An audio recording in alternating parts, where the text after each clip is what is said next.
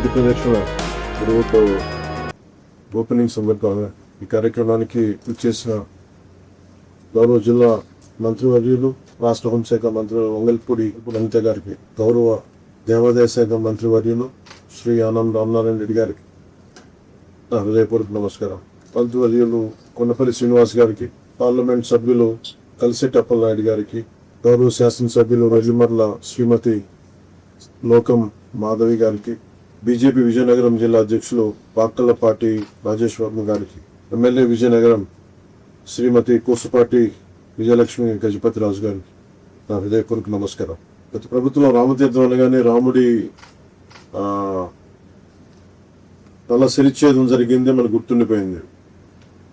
ఈరోజు కొన్ని దశాబ్దాలు అడుగుతూ ఉన్నారు. ఈ రోడ్డు ఒక 3.70 కిలోమీటర్ల రోడ్డు, రాళ్ళు రప్పలతోటి ముళ్ళ తొప్పలతో నిండిపోయిన రోడ్డు చాలా కష్టంగా ఉండేది. ఆ గిరి ప్రదక్షిణకి వచ్చే భక్తులు కష్టమైనా సరే ఆ మార్గంలో నడిచేవాళ్ళు.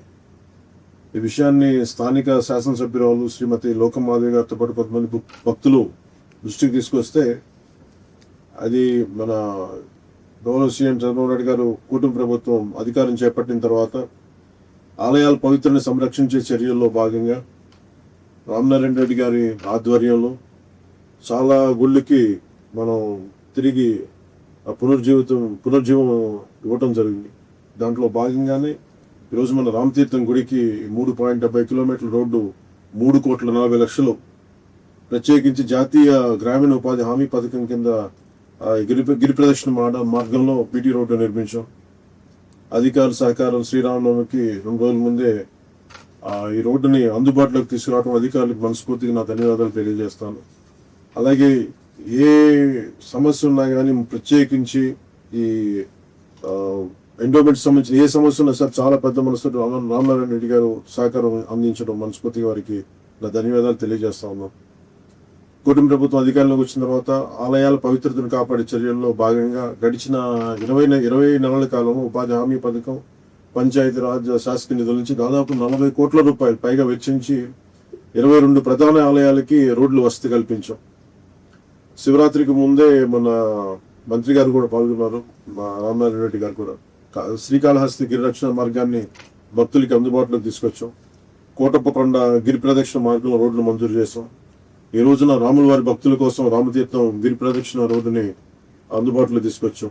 రాముల వారికి విగ్రహానికి వారు శిరిచ్ఛేదం చేస్తే చాలా మంది భక్తుల్లో నాకు కూడా చాలా బాధ కలిగించే పని అయింది. ఆ రోజున ఆ రోజు జరిగిన దానికి చాలా బాధ కలిగింది. కానీ ఈ రోజున ఈ రూపంలో స్వామికి సేవ చేసుకునే భాగ్యం కలగడం చాలా చాలా అదృష్టంగా భావిస్తున్నాను. గౌరవ ముఖ్యమంత్రి శ్రీ చంద్రబాబు నాయుడు గారికి, కూటమి ప్రభుత్వంలోని నాయకులందరికీ కూడా నా మనస్ఫూర్తిగా కృతజ్ఞతలు తెలియజేస్తాను. మన సాంప్రదాయాలను గౌరవించే కూటమి ప్రభుత్వం, మన సంస్కృతిని పరిరక్షించే కూటమి ప్రభుత్వం, ఆలయాల పవిత్రతను కాపాడే కూటమి ప్రభుత్వం మనస్ఫూర్తిగా భక్తుల మనోభావాన్ని కూడా అర్థం చేసుకుంటుంది, గౌరవిస్తుంది. అలాగే మున్ముందు ధర్మ పరిరక్షణ సంబంధించిన ఎలాంటి బాధ్యతలైనా భుజం మీద వేసుకుని ముందుకు తీసుకెళ్తామని తెలియజేసుకుంటూ ఈ కార్యక్రమంలో భాగంగా ప్రతి ఒక్కరికి నా హృదయపూర్వక ధన్యవాదాలు తెలియజేసుకుని సెలవు తీసుకోండి. జై శ్రీ